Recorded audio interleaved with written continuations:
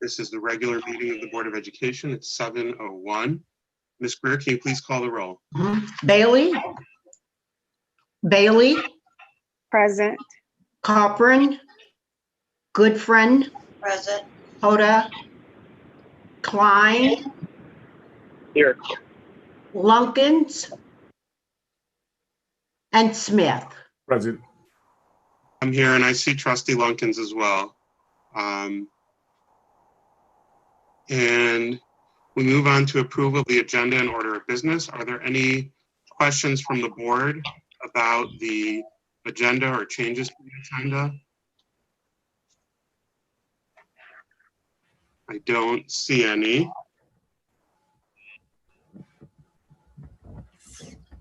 All right, so we move on. So if there's no objection, the agenda is approved. And we move on to the consent agenda, which includes the approval of minutes, as well as the approval of personnel actions. Are there any board members that would like to remove any item from the consent agenda?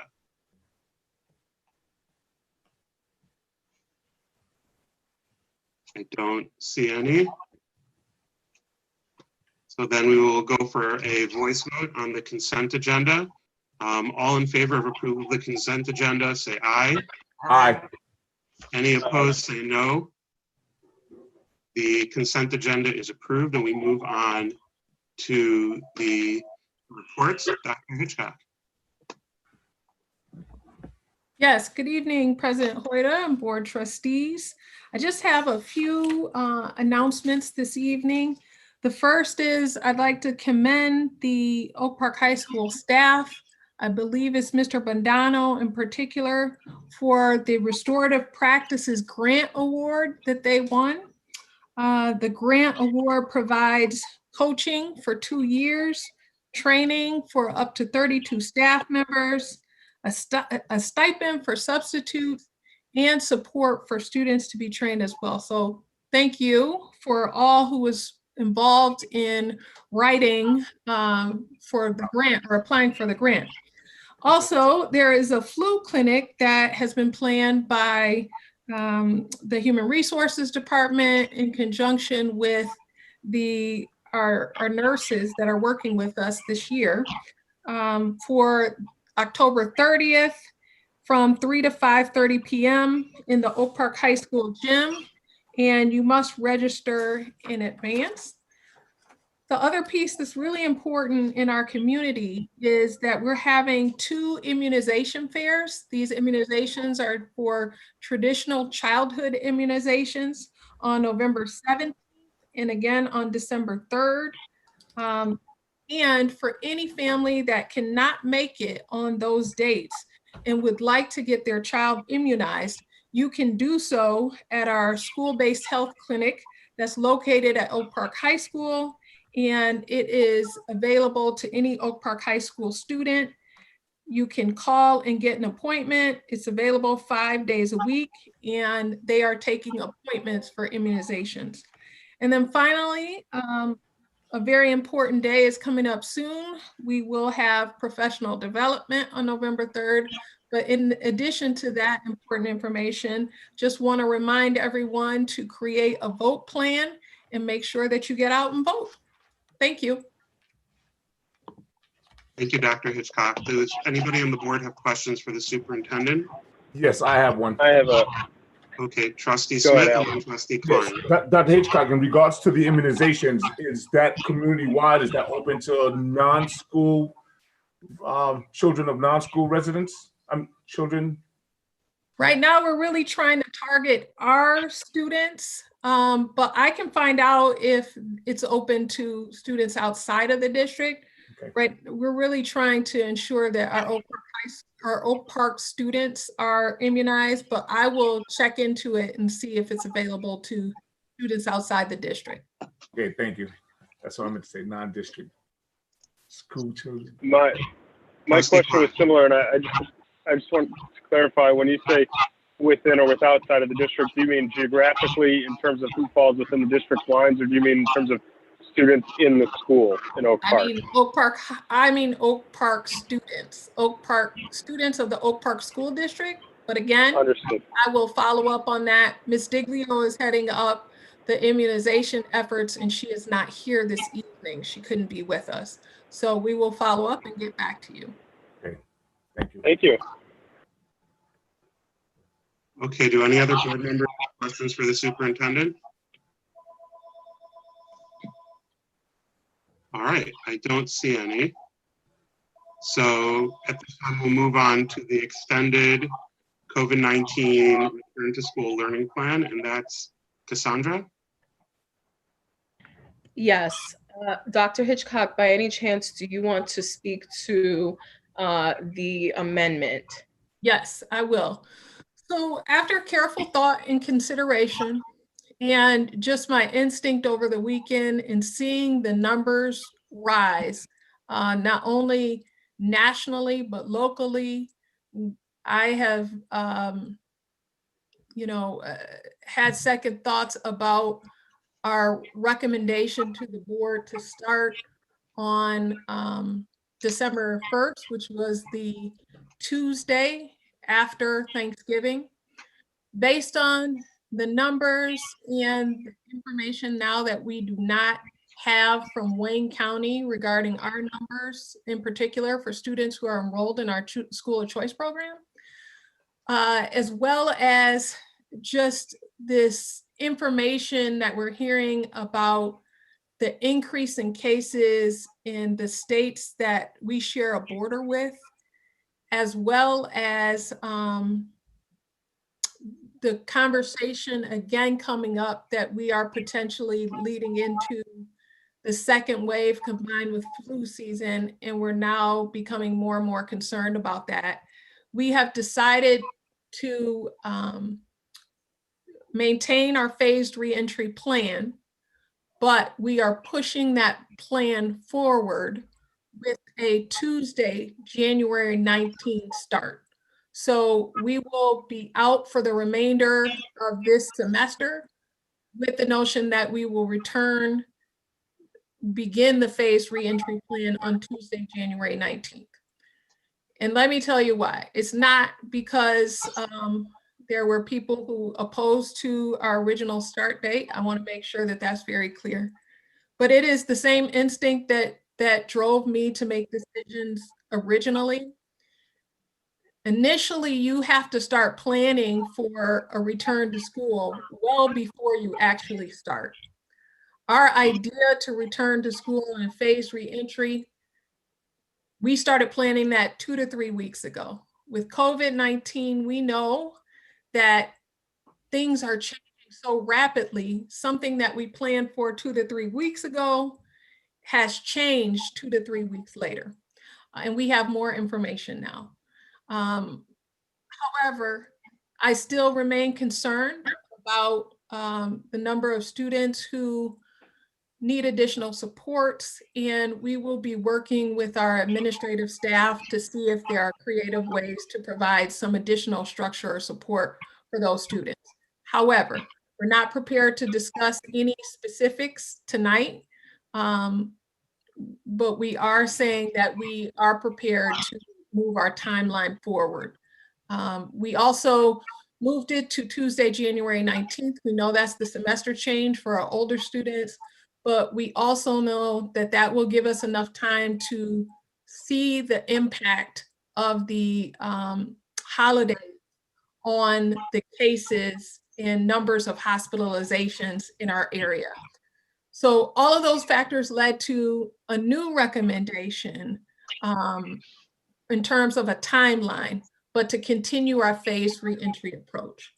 So the extended learning plan and the updated presentation, it is the same information that we previously shared with the board and the community. There's just a change in the timeline. So that's all I have, unless there are any questions. So I'm sorry, Cassandra, was there more that you wanted Cassandra to cover, or is it? No. All right. The COVID extended plan basically is adjusted to reflect this change. However, there are some other pieces in the plan that have to be covered monthly. Okay. So why don't we go ahead with that and then we'll take questions. Okay. So with that, thank you, Dr. Hitchcock. With that, part of the extended COVID-19 learning plan is reporting two-way communication data, and also taking public comment from parents and legal guardians who are present at our meeting currently. And so if we would have a moment to have that take place, I can share just to show you all, this meeting is recorded. And so even after the fact, I will definitely document what people made public comments about. I would ask for that to take place if we could have participants raise their hand. And from there, I can see who are the parents or the legal guardians who would like to make comments on the extended COVID-19 plan. And then the second thing that has to happen is a report of the two-way interaction rates at each of our school programs. Okay, so because we're having a lot of background noise, I'm gonna go ahead and mute everyone. And then anyone in the audience who's a parent or legal guardian of an Oak Park student that would like to provide feedback or comments to the board and to the administration about the phased reentry plan, please raise your hand in the participants feature in Zoom. So you go at the bottom where it says participants and you click on raise hand. And when you do that, I will be happy to call on you and you can provide your comments. We do ask you, just like with any other public comment, to keep your comments to 3 minutes so that all who wish to speak may have an opportunity to do so. And to keep in mind that it is going to be it's not going to be a conversation. We appreciate your comments and we want to hear them, but we aren't going to respond directly to anything that's said during that comment period. So if there are any parents or legal guardians of Oak Park students that would like to make comments, please raise your hand in the participants chat, in the participants. Okay, Arvonda Liverman. You can unmute yourself and make your comments. Oh, I'm sorry. I just tuned in. I was wondering, what did I miss so far? I'm sorry. So like I said, this is an opportunity for parents and legal guardians to make comments at this time about the remote learning and the phased reentry plan. Okay. Okay. Did you have something you wanted to share with us? I think it's a good idea because due to the fact that they're constantly at the computer and constantly wanting breaks, mine's, for that I can speak of, is always leaving the computer. And I'm asking him, did the teacher say you can go on break? Well, what are you doing up? Oh, well, I decided, no, it's not what you decided, it's what the teacher said. So if the teacher said take a break, then take a break. But I personally would love them to be back in school where they can get the one-on-one attention and services that they actually need. Okay, thank you. Teresa Henderson, you can unmute yourself and make your comments. Thank you.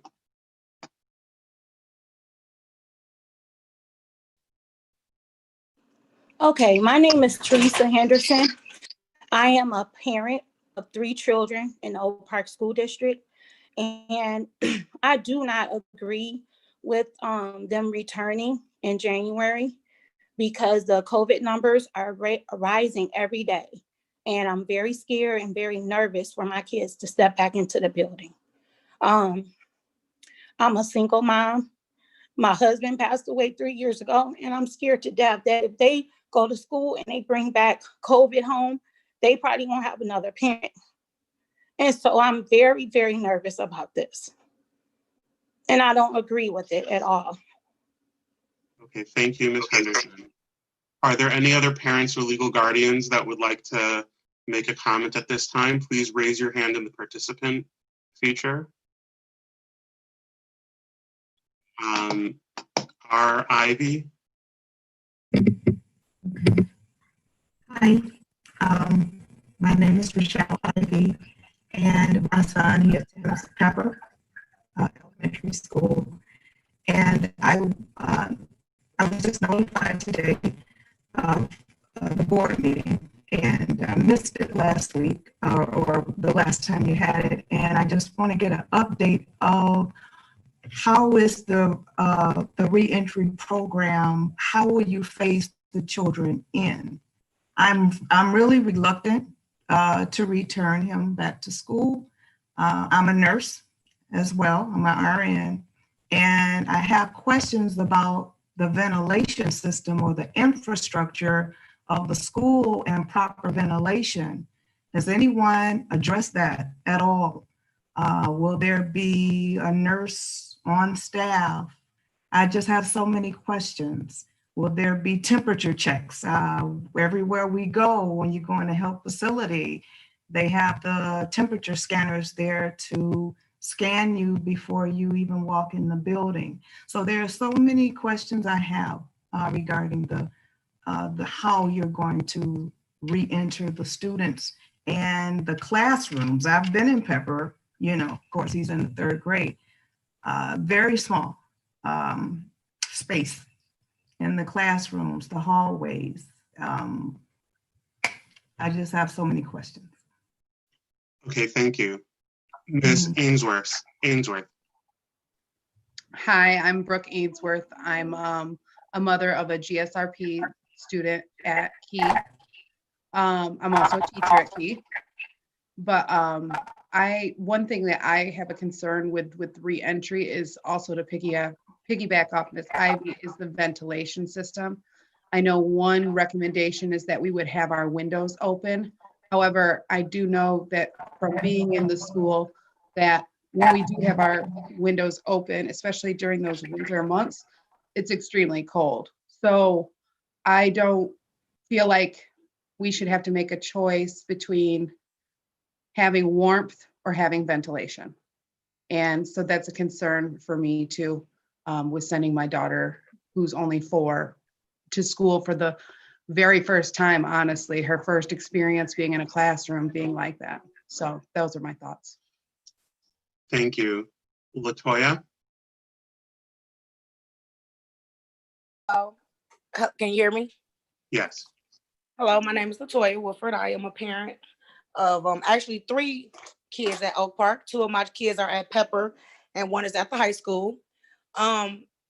Just like everybody's saying, I'm really concerned about the class sizes and like the temperature checks. I'm also concerned because I did, and you might remember me from last time, I did pull my kids out a little earlier than normal before they closed the school down. And it was really concerning that after after they had dismissed schools, they said that a kid had came across somebody with COVID.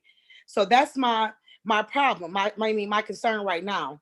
As we're sending our children back, you know, especially with them being the younger kids, with us sending our children back, are we gonna have or will we be penalized if we choose to take them out if we do put them in? Will we have the option to say, you know, hey, I don't feel like this is safe, or I'm not feeling this? Will we be penalized for those type of situations? Or will we have the option to say, hey, you know, I thought I wanted to do this, but this is not it? All right, thank you. Are there any other parents or guardians of students in Oak Park schools that would like to comment at this time? Please use the raise your hand feature in the participants button. And I don't see any at this time. So Dr. Baptiste, do you want to go over a review, or Cassandra, do you want to go over a review of the plan? I do. I'm sorry, is there someone else who wanted to speak? I don't see. Me? I'm sorry. I want to speak. Okay, go ahead. Okay, my son had COVID in December. He was sick for a month and a half. And my son has an IEP, and as bad as he needs his services, I don't feel comfortable sending my son to school at all, period. I don't think it's safe for my son to attend the school and certain cleaning needs to be done or hasn't been done, and my son might be, his health might be compromised. Since my son has been in Oak Park.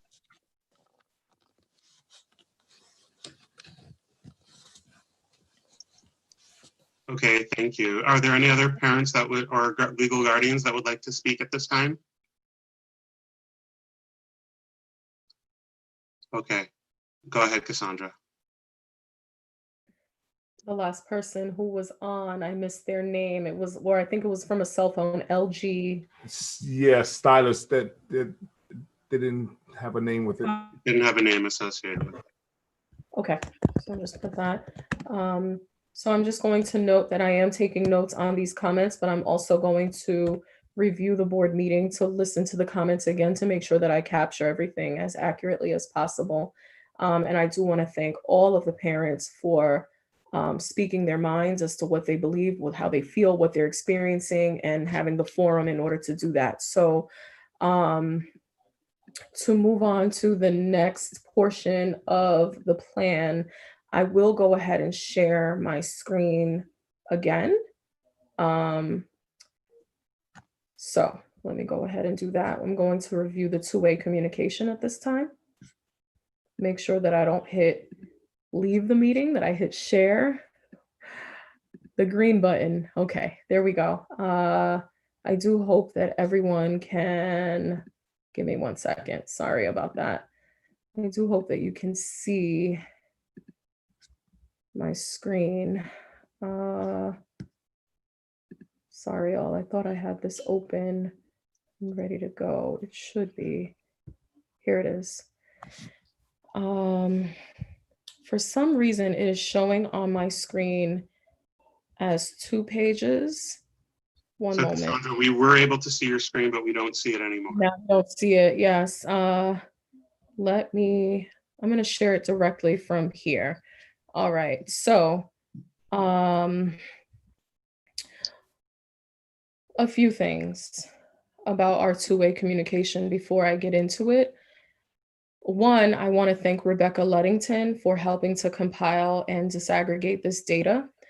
This data is including Einstein Elementary, Key Elementary, Pepper Elementary, our middle school, OPA, Oak Park Prep Academy, and also our high school.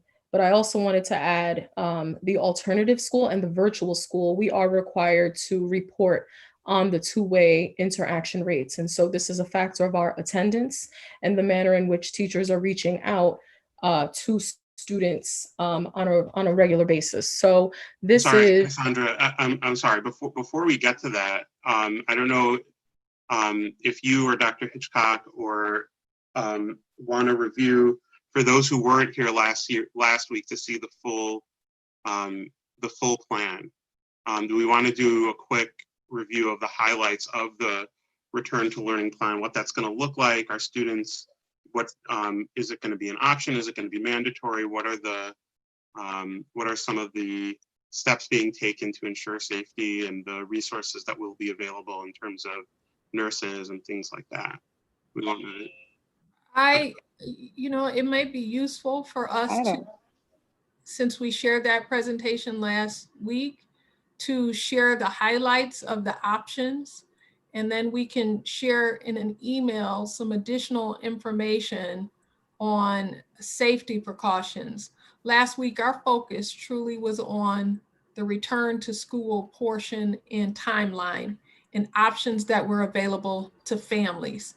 The health and safety options were sent out previously in an email. We can send them out again. I would be happy to share just the overall 2 options.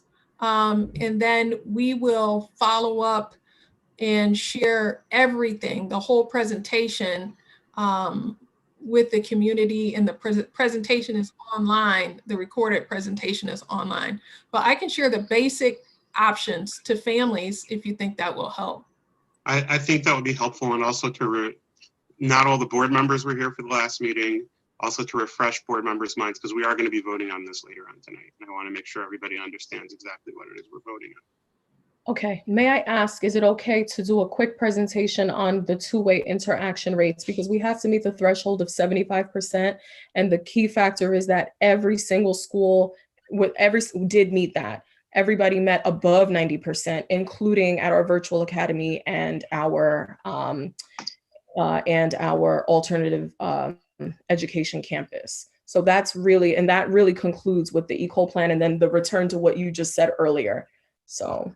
Thank you. I'm sorry for interrupting your presentation. Yeah, no, that's okay. And I really wanted to just take a moment and just thank the teachers and all of the administrators for the two-way interaction rates. As you see, the lowest numbers are at the alternative education program, which we do not oversee in the same manner that we do the other programs. And so we do have a lot of work to do around, student attendance and supporting our students who have not yet reported to school yet, that kind of a thing. But for the students who are reporting, the teachers are working very hard at engaging in these two-way interaction rates. And so these are the numbers that are generated through MyStar, our student information system portal.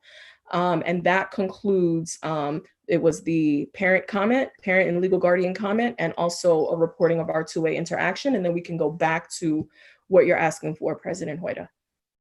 Thank you very much. Okay, so I'm gonna stop share from here. Dr. Hitchcock, I can also pull up the latest PowerPoint that you had sent out.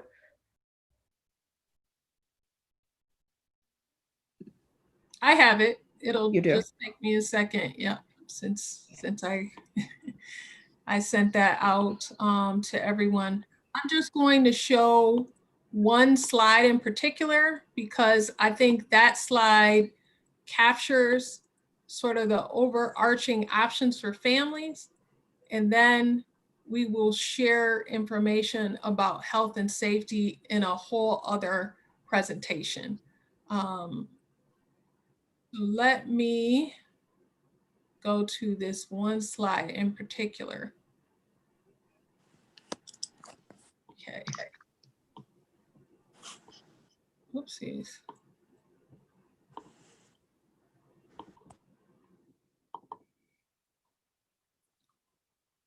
So can you guys see this slide that says learning models?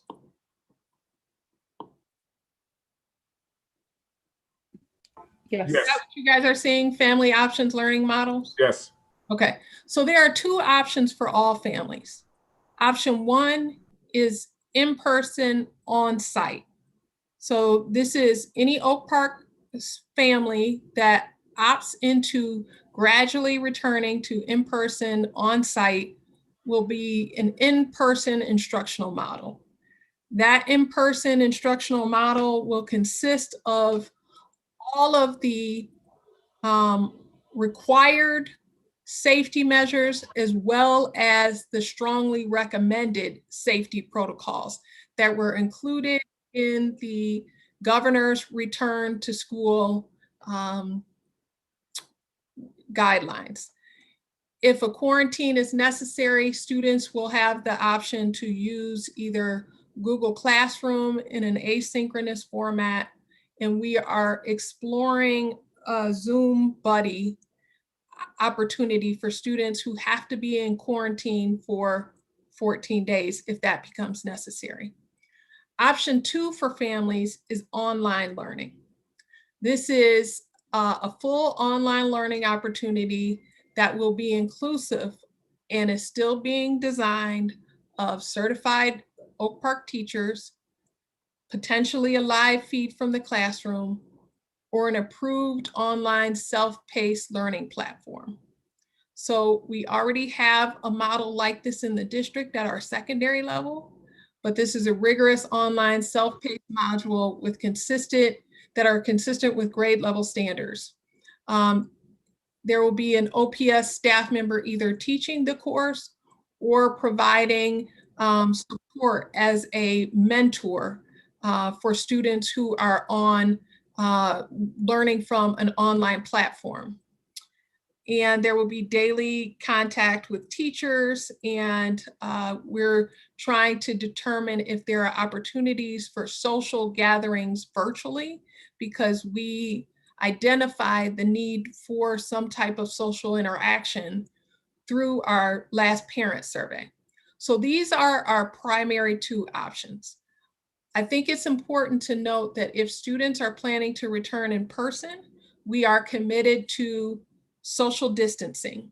We are committed to cleaning our classrooms, and we're cleaning equipment after each child uses it.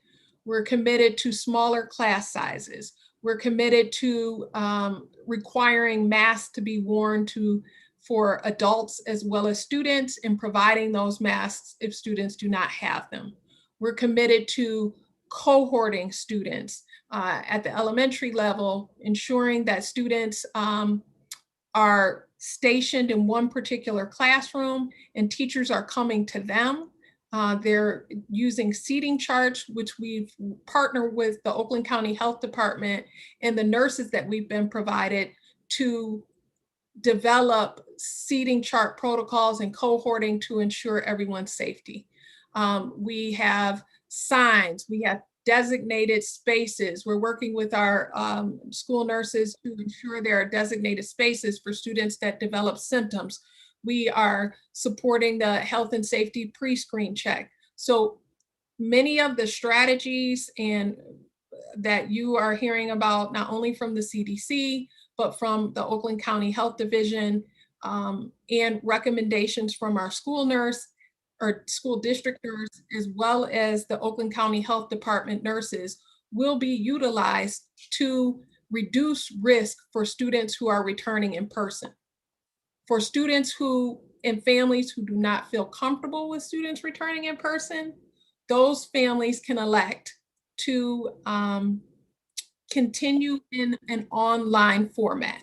Now, one of the things is important to note is right now we're pushing our timeline back to the end of second quarter, beginning of third quarter. In earlier communications, we made it crystal clear, and we continue to do that, and I'll underscore it tonight, that we will not allow students to return to school unless we think that it is safe. As we're leading up to January 19th, as you know, the holidays will be in session. School will be out, but we will be watching the numbers, partnering with the health department, talking to our school district nurse. So what may happen very well is before we leave from break, we may have in mind that we would like to do something, but after we get back from break, the numbers could say something else and we could have to pivot somewhere else. I want to ensure that everybody understands that COVID-19 is a moving target.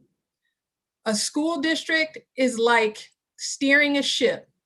We don't have the capacity to turn a right too quickly because we'll tip over. So what we start to do is plan in advance.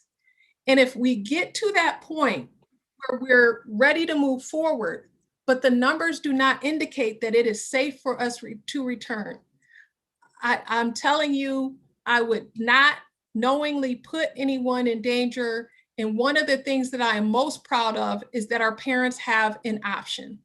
Our teachers, in fact, right now have an option. They can choose whether to teach in the classroom from their classrooms, being around other people, or they can teach at home.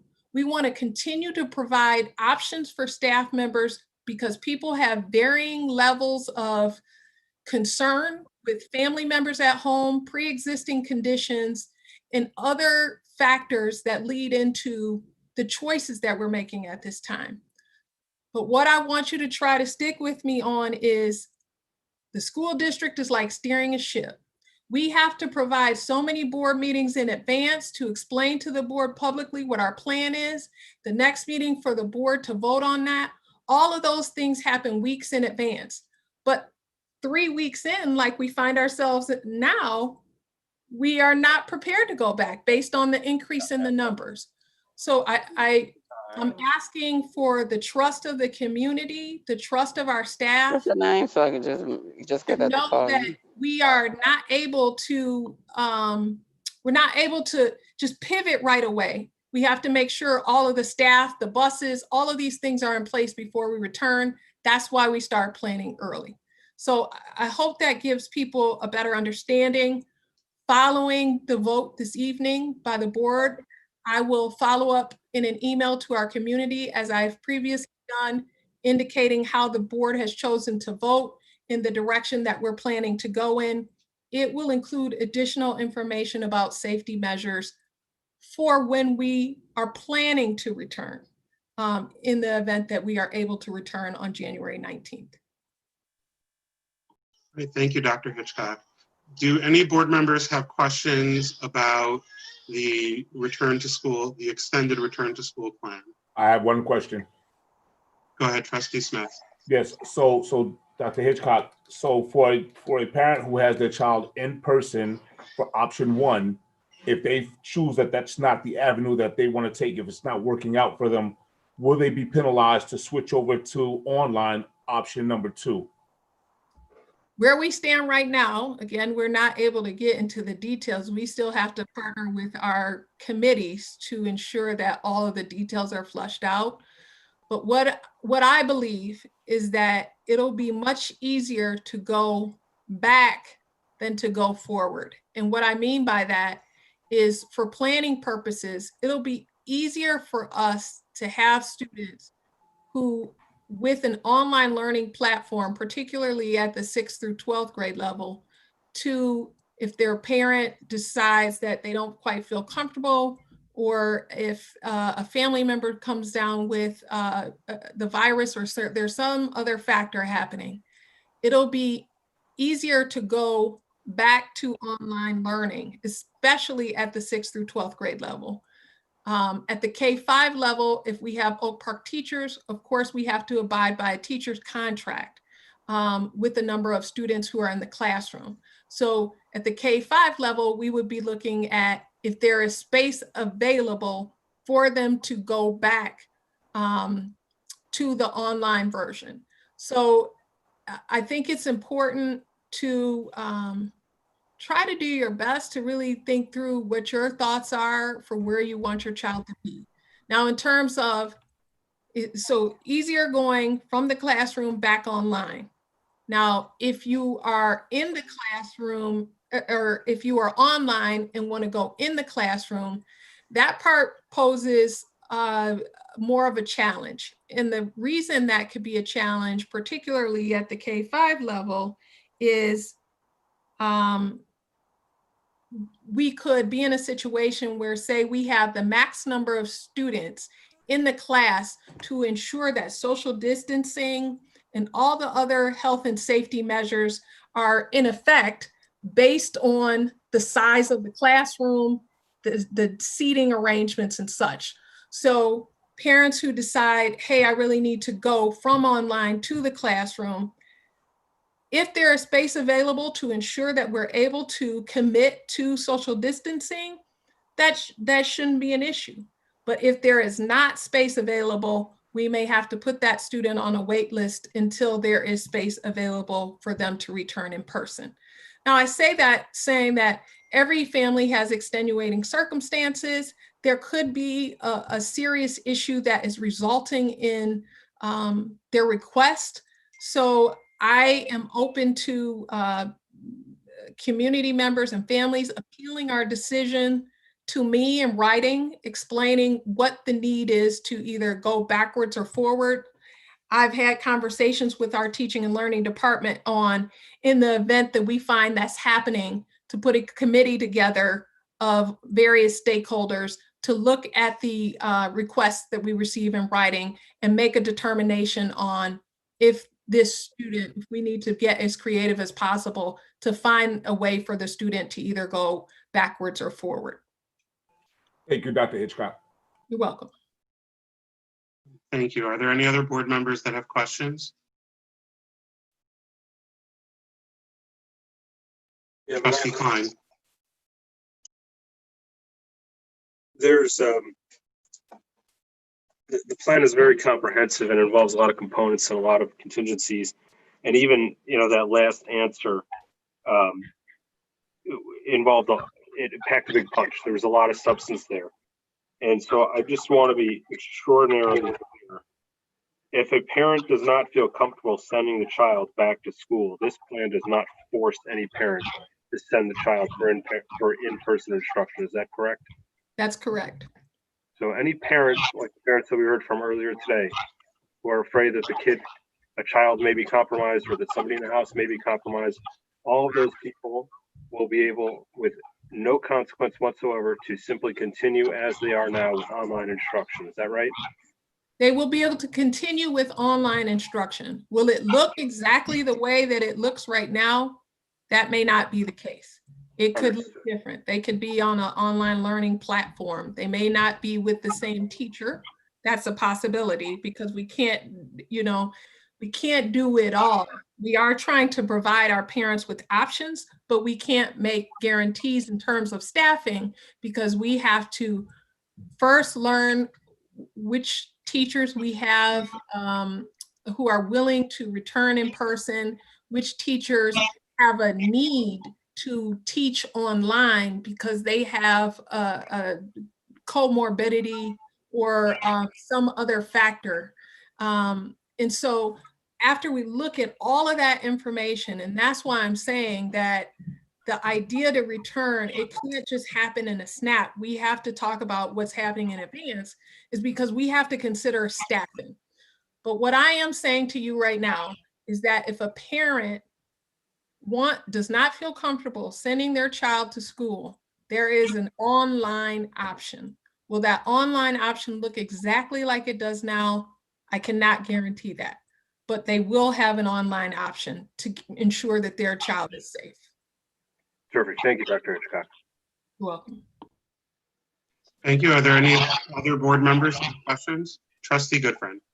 Yes, Dr. Hitchcock, for our parents that possibly were not at the last meeting and did not hear all of the different types of things that have been going on, if you would just describe in a short form the measurements that you've taken for classrooms and in the amount of classes, desks, and how many feet apart they will be.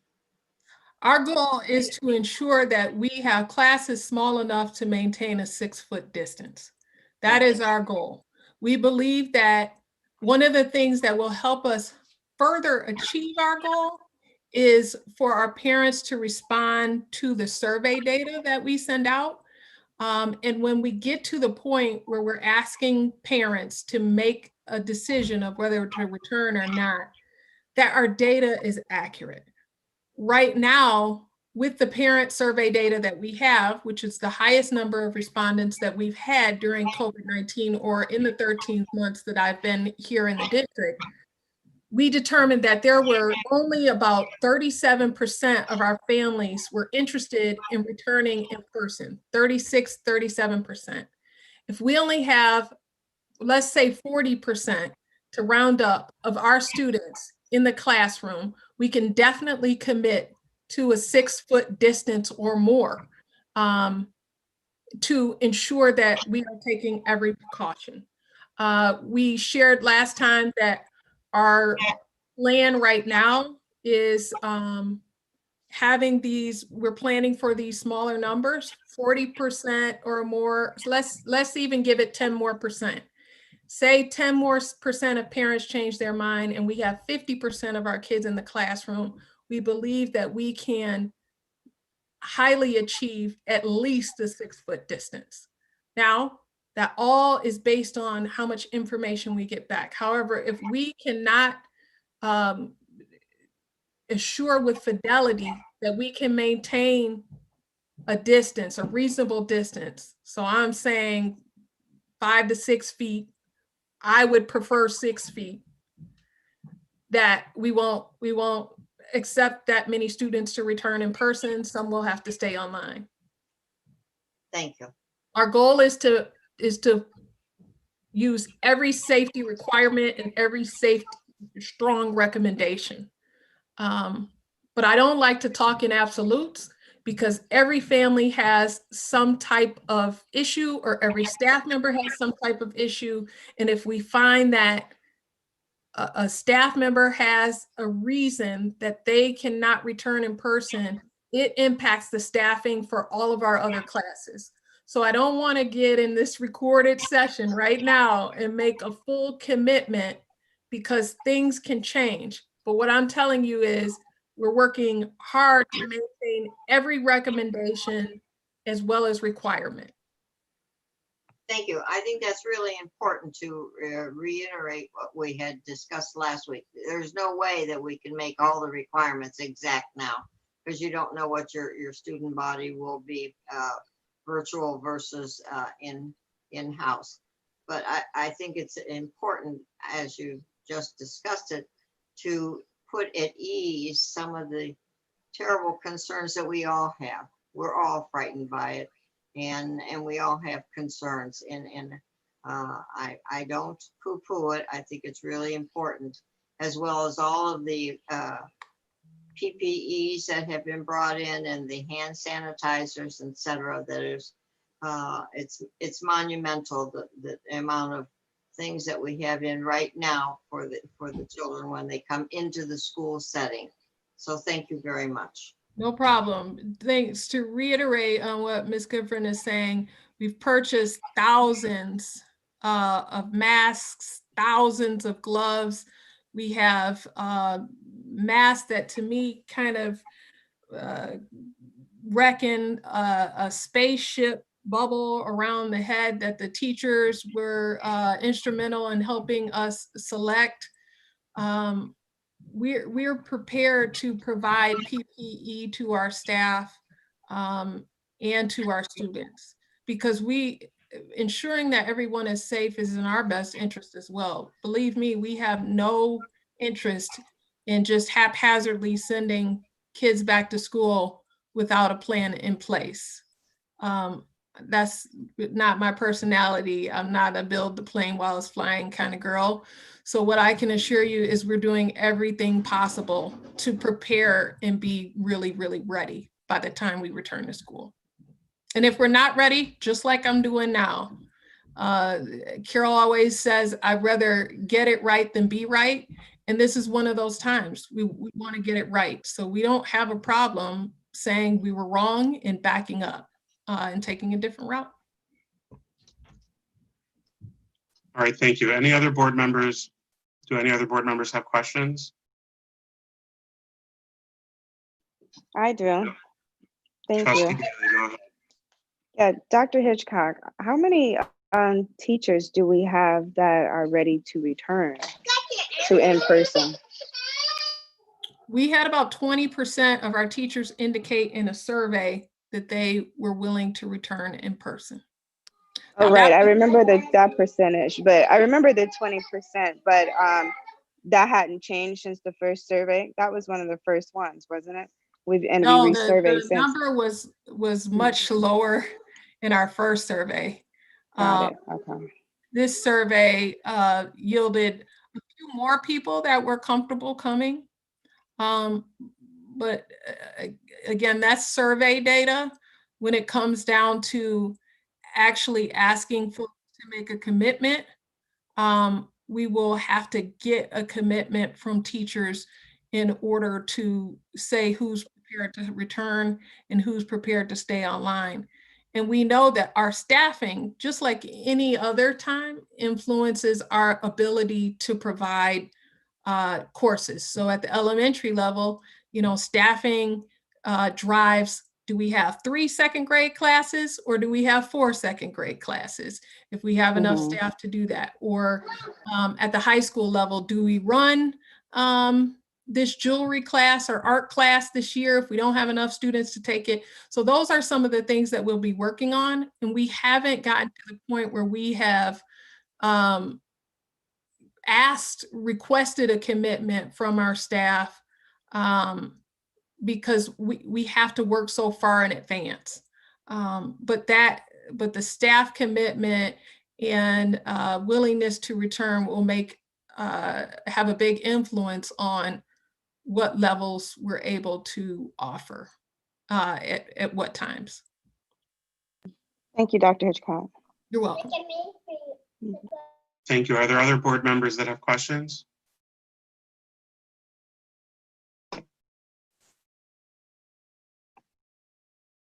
Okay, I don't see any. So we will move on to audience participation. At this time, it's an opportunity for anyone in the audience that would like to participate in the meeting can indicate in the participants tab by raising your hand, and I will call on you. We ask that you state your name and your address before making your comments, and that you limit your comments to 3 minutes so that all who wish to speak may have the opportunity to do so. Once again, a reminder that this is an opportunity for you to provide your feedback to the board, and we will not be responding to anything said during public comments directly. So if you would like to make a comment, you can raise your hand in the participants tab, and I will call on you. You can unmute yourself. So let's start with Mr. Conan. Hello, I just have two quick things. The first one, the idea that we can have about 40% of our students in person does work under the assumption that we'll be able to use every classroom in the district. And that would require that almost all of our teachers would be able to return to the classroom. So I don't know how realistic that number is in practice. And the second thing, I'm involved in a lot of like extracurricular things. And I've spoken with a lot of students outside of class time about them wanting to return to class because they desperately do. But a lot of them that have expressed that have talked about how they're really missing the social aspect of school, which is totally understandable.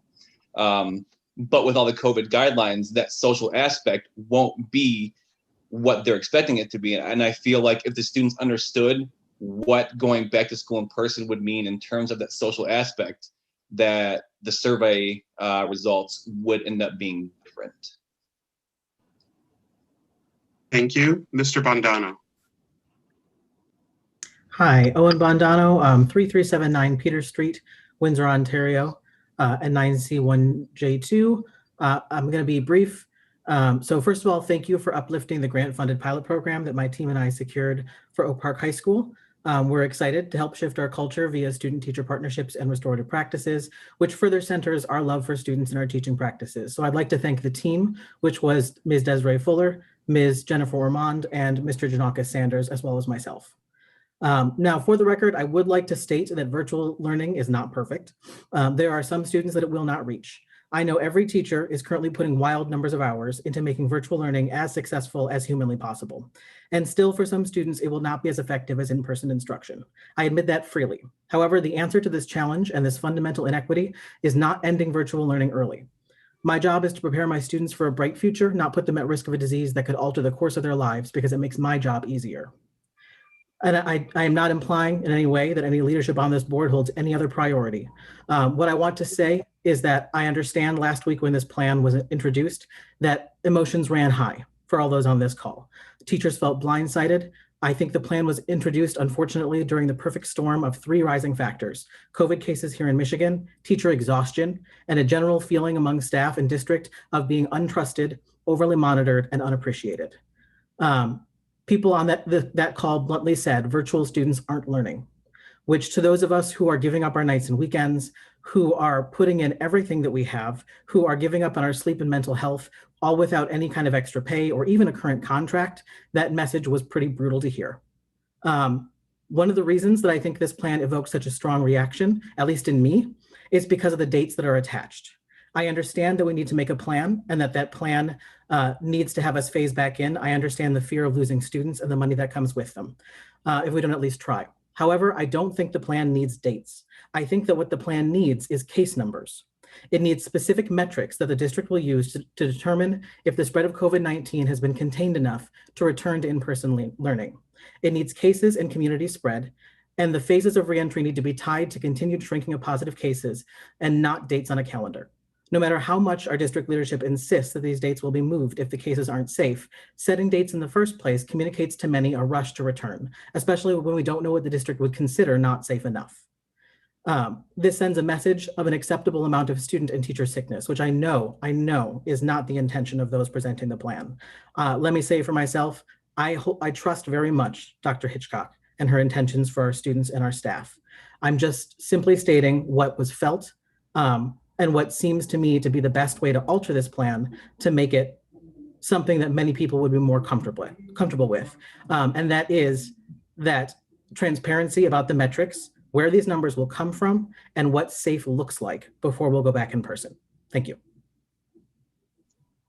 Thank you. Ms. Armand. Hi, good evening. My name is Jennifer Ormond. My address is 21722 Greenview Road, Southfield, Michigan 48075. I have a prepared statement. Good evening. My name is Jennifer Ormond, and I am a science instructor and one of the co-founders of the ARIA, the Anti-Racist Education Avengers at Oak Park High School. I would like to address some of the elements of the return to school plan that was presented last week. While I understand this is a preliminary plan and the statement is that we will move forward with this plan if we're in phases 4 to 5, the state has eliminated phases and we no longer have that indicator. Therefore, what was this plan based on? I have some points I'd like to bring up. Our buildings have not been upgraded for adequate ventilation, nor will they anytime in the near future. I believe it was said it would require millions of dollars that we don't have to get the facilities to where they need to be. Opening windows is not an option in the winter of Michigan, not to mention many of the classrooms aren't even equipped to do that. I just proctored the PSAT in a classroom where only one window was able to be open, and that window had to be propped up with a recycling bin. Adequate cleaning is also a concern. The statement was to email our administrators. I've been at this district for 4 years, and every year have emailed the administrators regarding inadequate cleaning. This is under normal cleaning, where hair extensions are left on the bathroom floor, or flatworms are crawling and dying in the bathroom sink for weeks, never cleaned. DM Bird is not clean efficiently, and emailing administrators doesn't solve the problem. The plan does not consider or address the social emotional health of our staff. I, like many others, will have to isolate myself from family if we're forced to return to face-to-face instruction. My mother is 70, my daughter has chronic asthma, as does my niece, and my sister is a survivor of a double pulmonary embolism. I will not potentially expose them to anything that could kill them. My own pre-existing conditions put me in the category of high risk. When it comes to decision-making, who is looking out for my health, both physically and emotionally? Asking me to isolate myself from the only support system I have is asking too much and is overwhelmingly cruel. Parents and students should be made aware of what COVID-19 face-to-face instruction will actually look, be, and feel like. The district has not been transparent with all stakeholders in this regard. While I understand this situation is difficult for all stakeholders, Oak Park School District does not have the facilities, cleaning staff, ability to social distance, or the resources to open face-to-face. Cases are again on the rise in Michigan to levels that are drastically higher than they were in August when we decided to go virtual. I strongly urge the board to consider the health and well-being of the students, teachers, and staff who ultimately will be the ones on the front lines first. Thank you. Thank you. I don't have a name for the next person who has their hand up, but it's on it says LG Stylo 4. Hi, my name is Brandy Williams. Address is 21920 Blackstone Street, Oak Park, Michigan, 48237. I have a child that had COVID back in December. He also has an IEP in the 10th Key Elementary. I understand that in the event that you do go back into the school district, it doesn't include live instruction from a teacher. How will my son receive the services that he needs for his speech and his behavior if he won't be able to get a live teacher to talk to him? Another thing is I have witnessed DM Burr do a terrible job at cleaning Einstein, where if somebody or a kid has an accident, they mop up carpet. How do you mop up carpet and expect the situation to be clean? I have underlying health issues. My daughter has underlying health issues, and so does my son.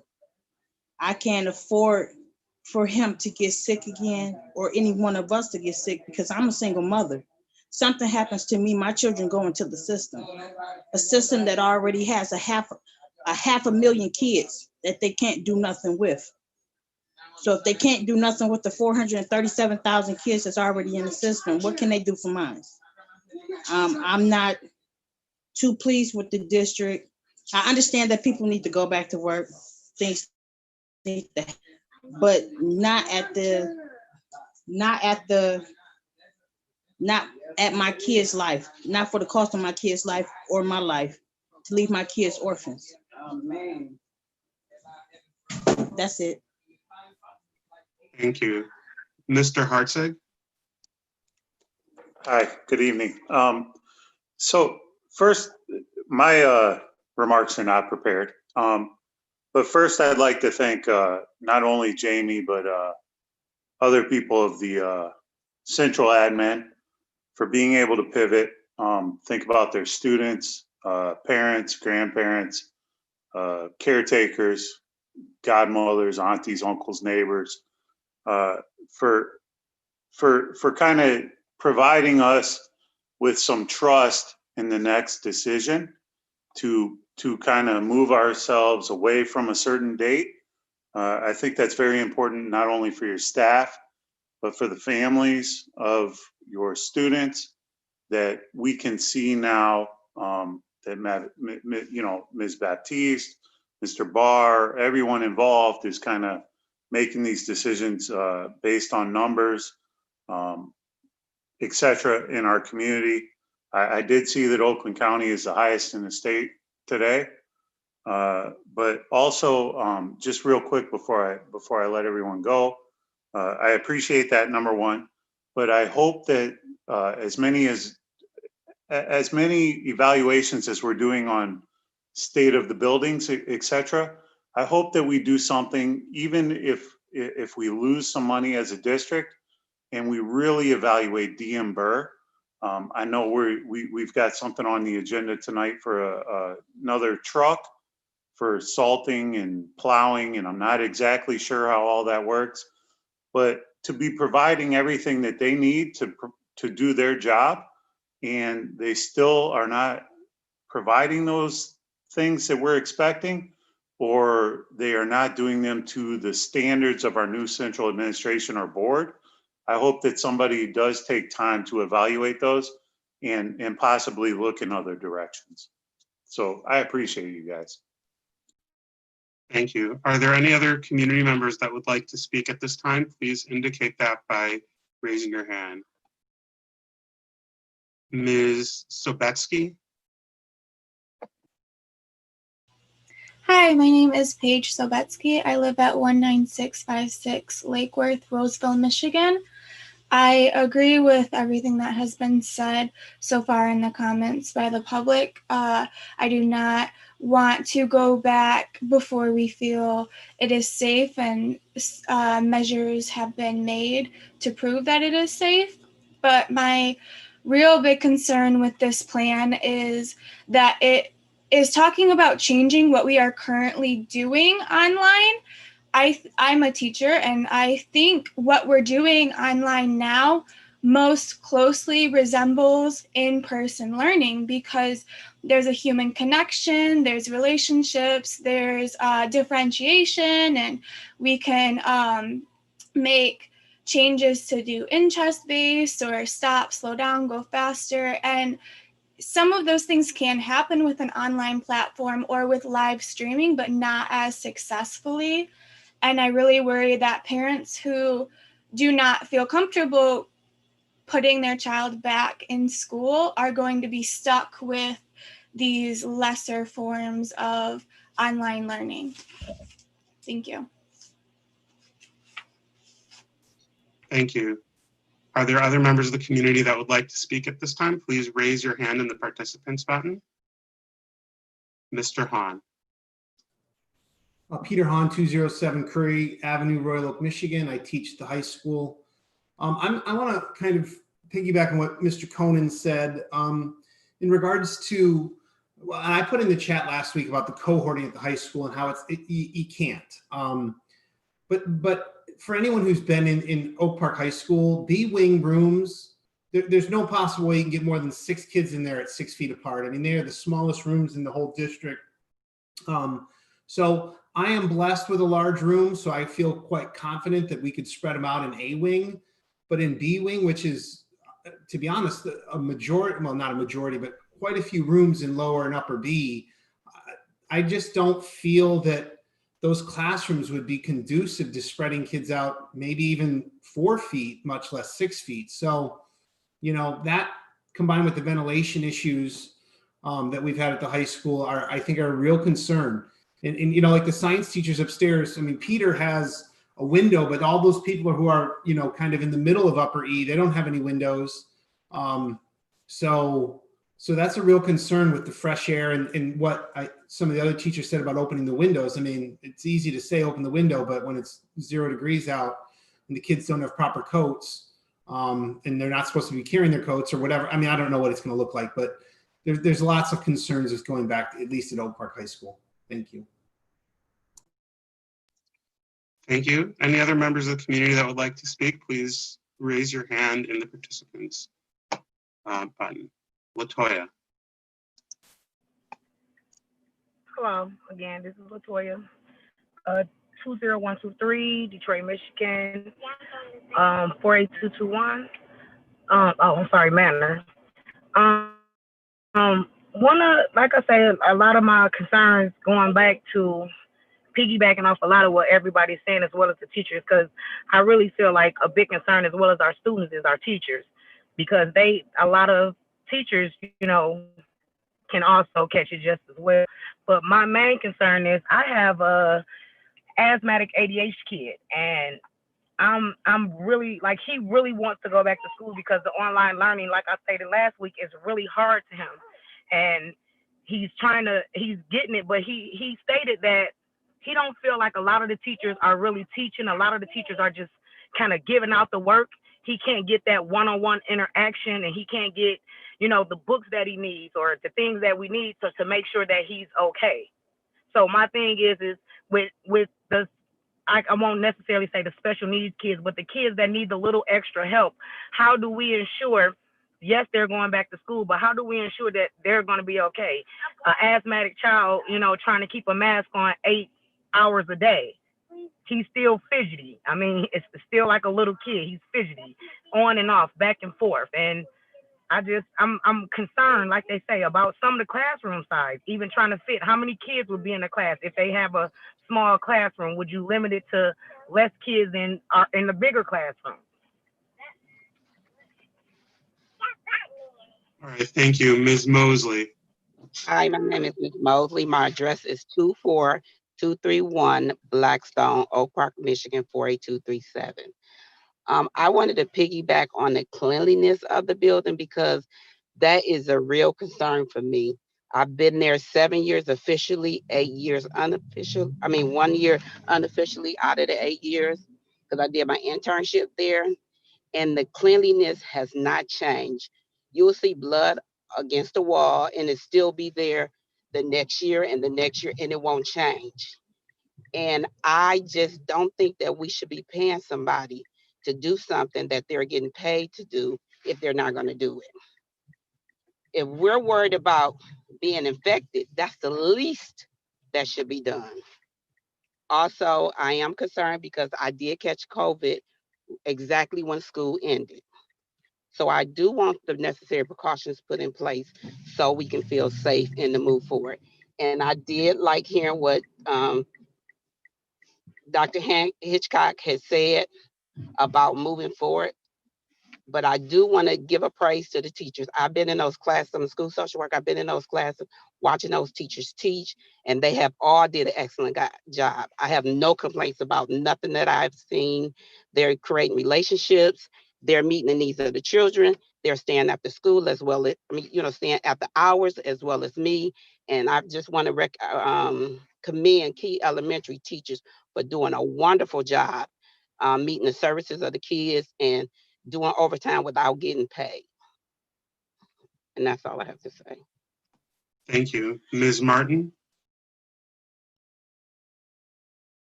Ms. Martin, if you want to go ahead and unmute yourself, we're ready to hear your comments.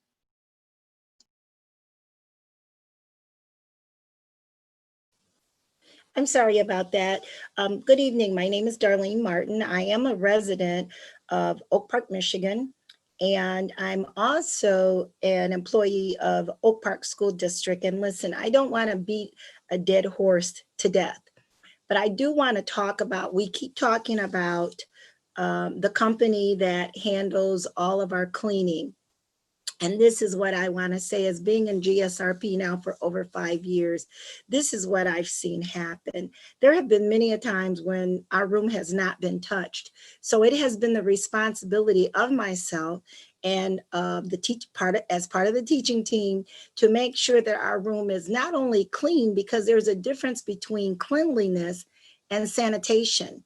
You can enter any place and it looks very clean, but when we think about microscopically, what is the germ level here? So when we talk about coming back to school, of course, that's ideal, but realistically, are the buildings really being cleaned appropriately? And I don't mean dust, I'm talking about sanitized.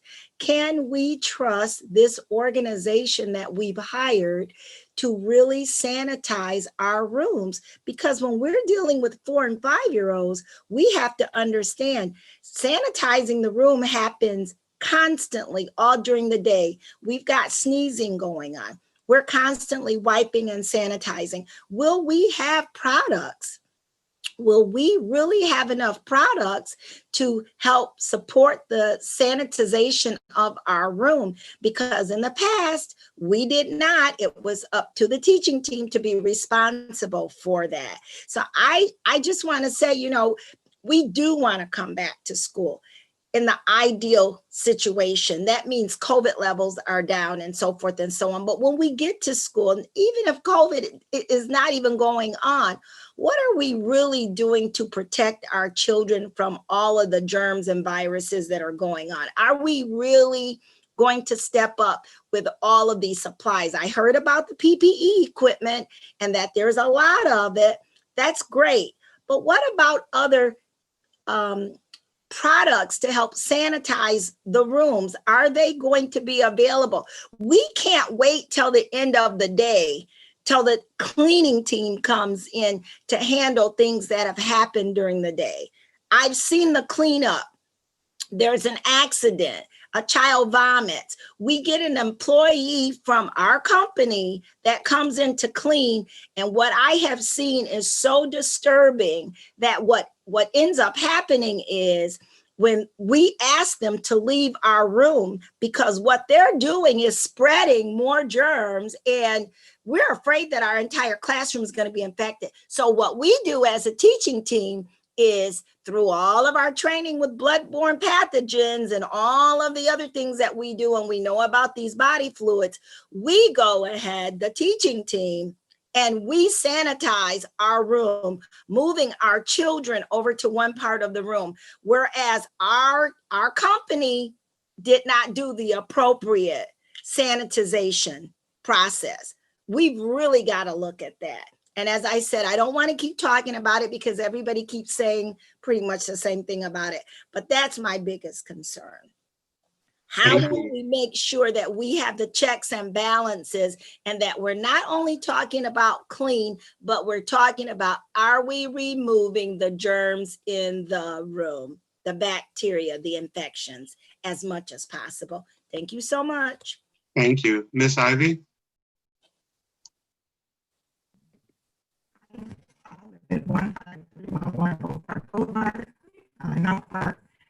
And I want to piggyback also on an incident that happened with my son in the 2nd grade.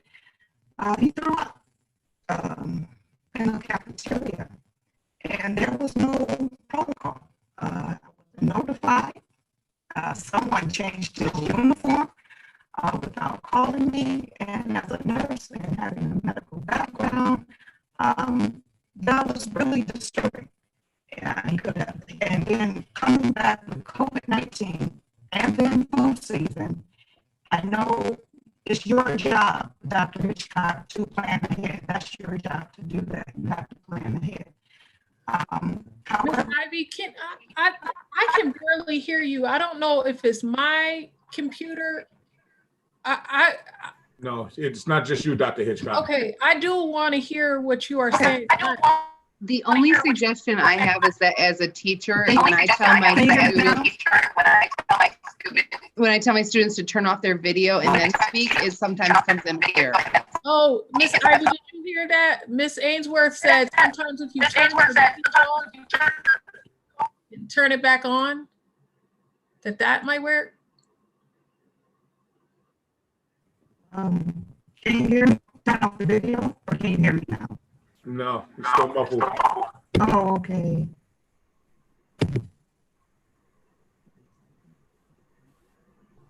Now can you hear me? Or is it muffled? Yeah, you're still muffled. It's like a static. We can't hear. Okay.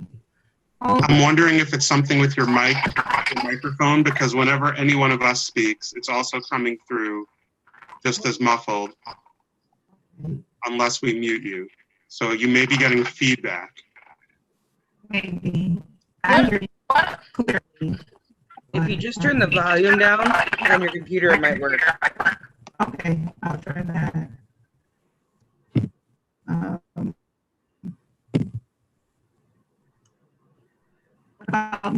What about now?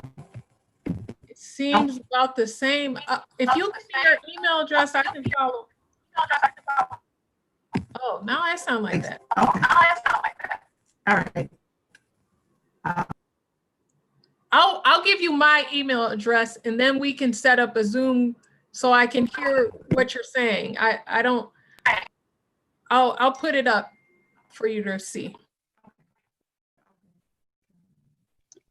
Okay, is there anyone else from the community that would like to make a comment at this time? Please raise your hand in the participants tab.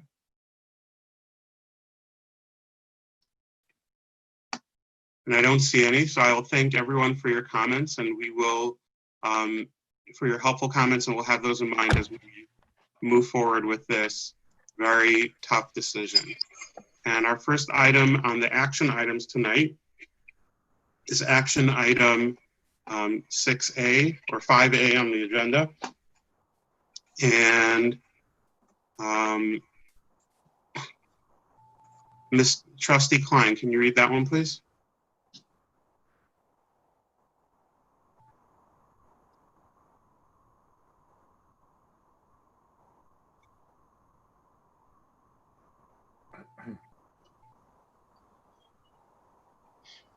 Okay. Mr. Klein, if you don't have it, I'm readily available. All right. Trustee Goodfriend, do you have 6A or 5A?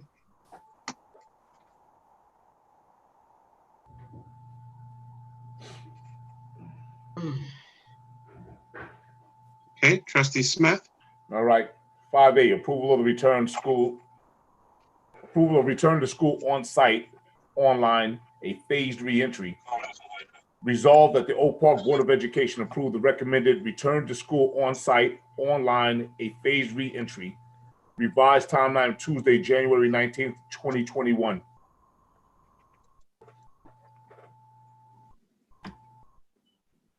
Okay, is there a second?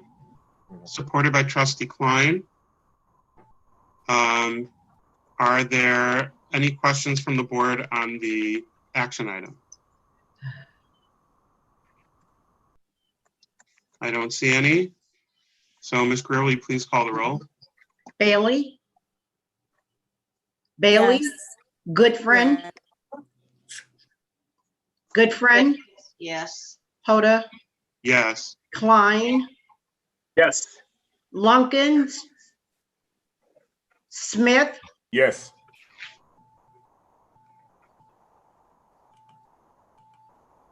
Okay, thank you.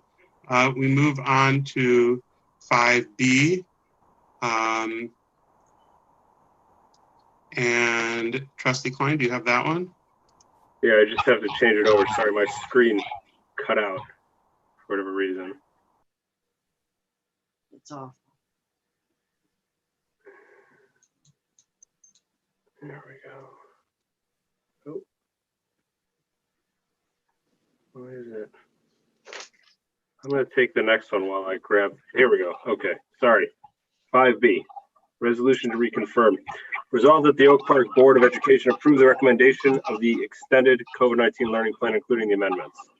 Support. Okay, moved by trustee Klein, supported by trustee Smith. And at this time, are there any questions from the board on the resolution? I'm going to ask all the board members to unmute yourself so that we can have a vote. And then, Ms. Brewer, will you please call the roll? Goodfriend, Yes. Smith, Yes. Lunkins, Klein, Yes. Hoda, Yes. and Bailey. Yes, yes. Hey, yes, Submission. Okay, so thank you, trustee Lunkins. Thank you, trustee Bailey. That is a unanimous approval, and we move on to our information items. And we start with 6A. Is that Steve? It is. It is. Good evening.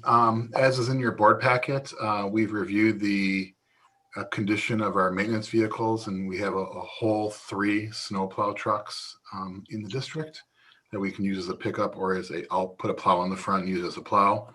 We have one that's 8 to 9 years old that we're recommending to be replaced. There's a memo in your packet from Mr. Burnett, the operations manager. We're able to purchase this through the Michigan My Deal program, which is a state of Michigan bid program. And the recommended purchase is from Gorno Ford for $44,324. These funds have to come out of the general fund because they are not an allowable sinking fund expenditure. So the goal here, just like when we purchased the cleaning equipment back in August or September, is to give our maintenance staff the tools to do their job properly. Thank you. This will come back to the board if so desired in 2 weeks for approval on November 9th. Are there any questions from the board on that information item? I have a question. Okay, trustee Goodfriend and then trustee Klein. I have one as well. Mr. Barr, the maintenance, the plowing, is that a part of the DM Burr? It's part of the maintenance staff from DM Burr. That's correct. That's what We have ground staff that does this. They're different from the custodial staff. That's correct. Okay. They do the salting and the plowing of the parking lots. What you're saying then is that there are 2 different areas and 2 different personnel that run the ground crews rather than the maintenance, or do they do 2 jobs? Grounds and maintenance are doing different jobs than custodial. That's why I'd say it. Okay, that's what I wanted to know. People that do grounds and the rest of the year, they're doing summer, they're doing lawn, cutting, leaves, all that kind of stuff during the rest. What do they do in the winter then besides snow? Oh, there's other work to be done, and there's other maintenance work to be done too. They can do other work on maintenance type tasks. I.e. what? Oh, there's lots of trades that can help be if there's a mechanical guy, there can be a second helper with a mechanical person. But let me tell you, in the winters here, there's never a loss of work to do in the parking lots with salt and snow with the way our winters have been around here. But they could be they act as a helper with a person that's an electrician, with a plumber. So it's like a second person, like I call it a semi-skilled maintenance. Again, they're not custodians, they're maintenance staff or ground staff. So they do not do custodial work. That's correct. Thank you. Thank the you. other thing is when you brought that up in regards to salting, because you're going to be putting in I'm assuming concrete drive and parking lot at OPA, is that correct? It's a no, it's asphalt with some, it's primarily asphalt. What's going in right now? There's concrete curbs with asphalt. Okay, well, what I'm saying is because I know the first year when you put concrete in, it's not advisable to use salt. That's right. As a curing. No, this is an asphalt driveway. Thank you. And parking lot. Well, parking lot, the whole entryway from Scotia. The whole entry will be the asphalt. Right, you just have concrete curbs, obviously. That's correct. Yes. Okay. Okay. Well, I'm not so worried about the curbs as I am about the other. And there's some big tubing that I saw. I assume that's for drains that when I passed there on Saturday.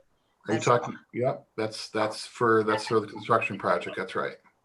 And how long is that going to take to get that into the ground to be able to put the asphalt in so it's drivable? This week. For sure. You got it. There's gonna be a parking lot to drive on for the voters next Tuesday. Okay. Here's the schedule. Here's the schedule right here. Pardon me? Here's the schedule right here, the construction. I'm happy to share it with you. You were on the left, now you're on the right. So Yeah, I move all around. thank you. Thank you. Okay. Trustee Smith? Yes. Mr. Barr, just curious about this truck, this truck that we're purchasing. This is our school district truck. This is Denver. If they were to not be here for any chance whatsoever, still our truck, correct? Right. We own the maintenance vehicles. Right. What we don't own, just in contrast to that, Mr. Smith, is we do not own the school buses. Right. That's Understood. a contrast. Understood. So it's important that we are able to maintain and stay in compliance with the city of Oak Park in regards to our snow removal and so forth with all our schools. So, okay, just want to confirm. Yes. Yes. Thank you. Thank you. All right. Are there any other board members that have questions? Yeah. Trustee I'd like Klein? Mr. Barr, what is the My Deal contract that's mentioned here? My Deal is a program that the state of Michigan administers. They have multiple programs that they send out for bid, and they're called cooperative purchasing programs, and it's called My Deal in this case, MI for Michigan, and districts and actually counties and cities and other government agencies can purchase off that. So it's a pre-bid program that we can purchase off of.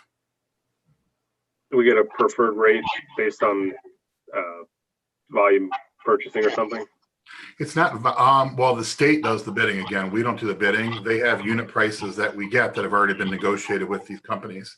So we could have gone with GM, we could have gone with Chevy, Ford, what have you. There's different approved pricing already. It seems like a phenomenal deal on that particular truck.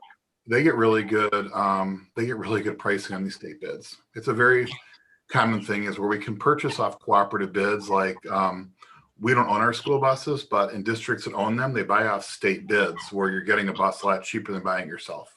So we try to tag off of cooperative purchasing or bids as often as we can. For example, we've brought you the Chromebooks, and in 2 weeks, we'll bring you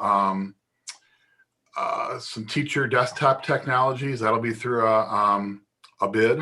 It's called REMC. It's another state bid, REMC. And we're also going to be bringing sound amplification systems or audio enhancement systems for the classrooms so that when teachers are in there with their masks on, kids can hear them if we do have teachers and kids in the classroom sometime this year. So again, those are things that are through a state bid that'll be better than any bidding we can do ourselves generally. That's fantastic. And that last one is just awesome that you guys are ahead of the curve on that. I wouldn't have even thought of that. I think I know the answer to this, but there's kind of a common adage when buying a vehicle that if you buy last year's model, you save a massive chunk. What's the wisdom here? Can you discuss why we're buying a brand new vehicle, whereas we have these other vehicles that are, not that old and they work great anyways? We could have saved if we had bought something a little older or back. We've never bought. I mean, you can't get used vehicles. You can get a used vehicle. You can't get them through the bids. We've never really purchased a 2-year-old, 3-year-old vehicle in the district, and I have before, but sometimes you're taking over someone else's garbage, so to speak.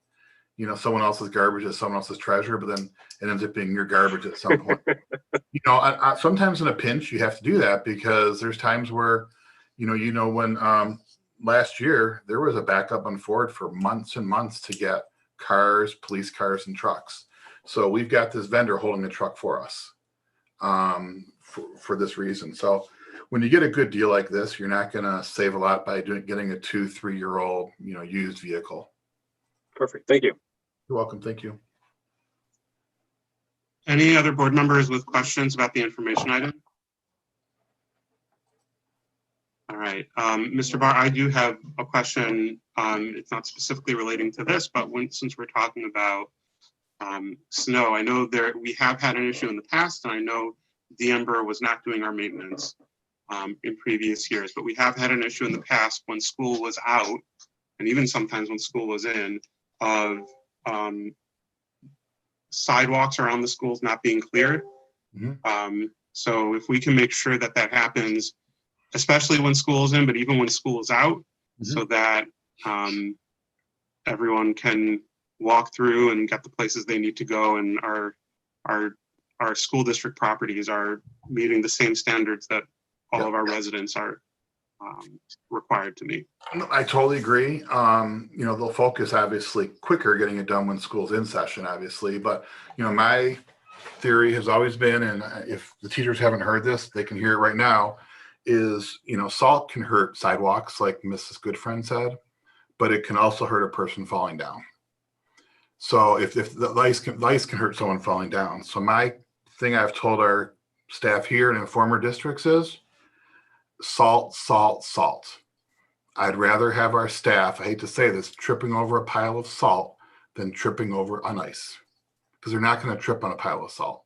So if that means we have to replace our concrete or our asphalt a bit sooner, but it's going to save someone from a broken hip, or a pregnant person falling and injuring their baby, or a gentleman falling, hitting their head, so be it. So we salt the heck out of it. This last winter, we pushed them very hard on that when I was here. So totally agree. And that is a major focus of mine every year, for sure. All right, thank you. So that is the information items. And we move on to communications and addenda. So are there any additional communications or addenda from the administration? Nope, not tonight. Okay, thank you. Any members of the community that would like to provide any additional input to the board, you can raise your hand and I will call on you. Again, we ask you to limit your comments to 3 minutes and to state your name and address for the record. Mr. Hartzig. Hi, thank you. So I'm 11515 Maple Creek Court, Washington, Michigan, 48094. I know nobody can answer, but I'm just wondering why we continue to provide, and this is something out of my realm. However, why we buy the materials or the equipment for a company that's being paid probably, and I don't know the numbers, but millions of dollars to manage our district for, I guess, maintenance, right? And then I'm also wondering, have we looked into, I mean, we have what, 5, 6 buildings tops. We're looking at 4 trucks. Can we maybe get into a 1,500 truck or a 1.5 ton truck, all equipped, for maybe saving $10,000 on, buying a Ram or a F-150 or a Toyota. I mean, who cares what the brand is, but I just feel like we're spending a lot of money on trucks and equipment for another company to be hired. And can we maybe reevaluate, do we bring back our own private staff to save money as a district? Because I feel like we continually, and I get it, and I appreciate it all. I appreciate it from Steve. I know we got $90 million and things we need done, but how do we, as a small district, because Oak Park is a family, it's a small district, it's a community, how do we best achieve these things within our budget and continue our district moving forward? That's all I have to say. Thank you. Are there any, Ms. Martin? The only thing I wanted to say before I sign off tonight is this. As a tax-paying citizen of Oak Park, Michigan, I want to see Oak Park School District thrive. I want to see all the improvements. I want this to become what I consider a very viable school district where individuals want to come and move into our community to increase this tax base and so forth and so on. This is what I want to see happen. So I just want Oak Park School District, our superintendent, our board, to do everything within our power to make this Oak Park community a place where individuals really want to come. They want to come and learn, and that we are really raising the bar. I just want to say that. I mean, this is a small, very quiet, very pretty much a safe community. I want to keep it this way, but I want our school district to shine. I don't want to continue to go to conferences where I see Oak Park School District, we're not shining, or that we're not in the top percentage. I'm tired of that. I want to see our school district really step up and really just outperform, and then just create this more amazing community. And that's all I just wanted to say. Yay for Oak Park School District. Let's strive to keep this going and just stepping up our game. That's what I want to say as a taxpayer in this community. Thank you. Thank you. Is there anyone else from the community that would like to comment at this time? Please raise your hand in the participants tab. All right. And are there any board members that have additional comments or communications or addenda to add at this time? I have one thing. Okay. Trustee Smith and then Trustee Goodfriend. Yeah. So I just want to convey this, you know, not only being a board member, I have that opportunity of being a board member and a parent. I do want to say my hats off to all the faculty and staff in your, in your efforts. This is hard. It's hard. It's hard for us all. It's hard for the eagerness of the teachers who want to get into classes, but we have to think of safety first. We have to remain resilient. There's a poem by Edgar A. Guest called "See It Through," and we have to see this through. We have to stay. We have to put in our extra ditch efforts. We have to stay resilient. We have to stay diligent. Our parents have to do their jobs too, in regards to assisting the teachers in this unconventional atmosphere that we're in here. Parents, you have to get it. You have to get in there. A lot of the parents have work. They have their work to do too, whatnot. But excuse me for saying whatnot. Excuse me. But we have to give that extra hand. We have to make this a team effort.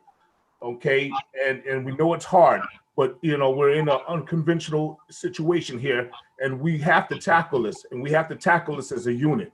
So I just want to communicate that, because it can be done, and we will see this through. Thank you. Thank you, Trustee Goodfriend.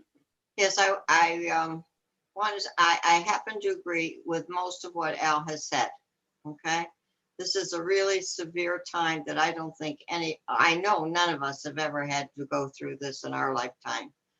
But I've also heard a lot tonight, and I heard a lot last week too, that we have to work together as a family. This is a family. My goal has always been to raise our standards for our students. That's what I've always fought for and worked for, and to be very cautious in spending of our dollars. Very cautious. And besides, with that in mind, I think I believe, Mr. Barr and Dr. Hitchcock, there's need of a reevaluation after we've heard much discussion from the community as well as our staff, to reevaluate what situations we've heard tonight and we heard before last week and weeks and prior to that, to see what's happening, what the reason is, and if we have to call in the companies and either they shape up or they ship out. It's really, really simple.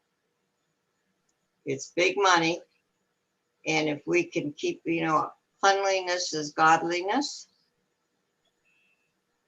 It's important to me and to you all for the cleanliness to the health of our community, the entire community. Me, Dr. Hitchcock, our staff, our children, and the staff that works with them and prepares them and treats them as young adults that are growing up. But the primary thing is the health of the staff and the health of our children.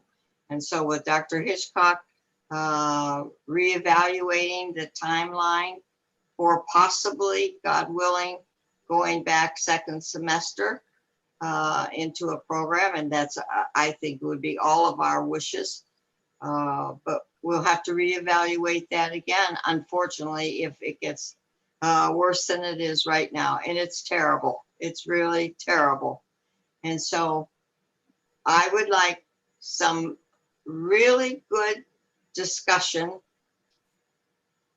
between our staff and our administration and the board as just a committee, an ad hoc committee, to see what the problems are, and then we're going to have to address it. We have to address the cleanliness.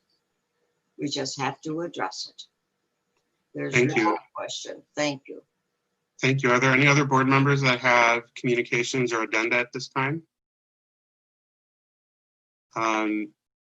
So I do want to remind the community that we do have election coming up next Tuesday, November 3rd. You can go to the city clerk now to get your ballot and to vote. If you received your ballot in the mail, make sure you drop it off or mail it in. Remember that all of the offices on the ballot, in one way or another, impact education. So by paying attention, by researching candidates, looking at what each person has to say is an important part of the voting process. And I encourage everyone to fully engage as voters and as citizens, so we can work together to achieve what we want in this district and in this community, as well as around the state and around the country. Thank you, Mr. Rita. And with that, Ms. Trustee Lunkins, do you want to tell us about our next board meeting?